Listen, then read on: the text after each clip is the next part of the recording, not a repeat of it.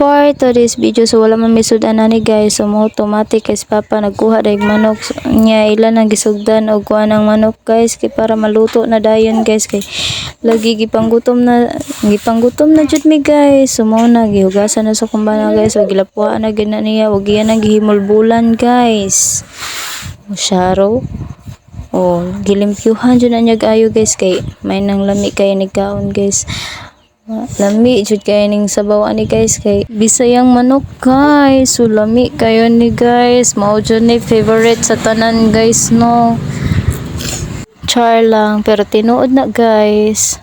Diba sa hilig og mga Bisayang manok diha tubag mo. Wala pa dyan na nahuman akong bana diha guys kay lagi gamay kayang kutsilyo yung gigamit guys. Anya medyo habol-habol lang yun na siya guys no. Anya kana ang dugay naman po na siya nga kutsilyo good.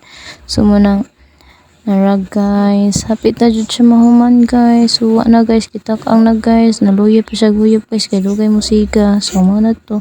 Iyan ang ipambutangan og lamas guys, nambot og yon sana niya paghiwa-hiwa ng lamas diha guys kay wala man lang niya gipatul og kanang tadtaran guys no. Nga naman nun tay tadtaran, so ihapod na. So mo na to guys, ako naghukad na ko guys kay lagi hapit na maluto guys, kuwang na lang gamay. Di ba ni bukal na guys, so luto na gid. Og nangaon na mi. Og nikaon na po dai ta diring dapita guys no. Lami jud kaayo ang tinolang Bisayang manok. So mo lang to, thank you for watching.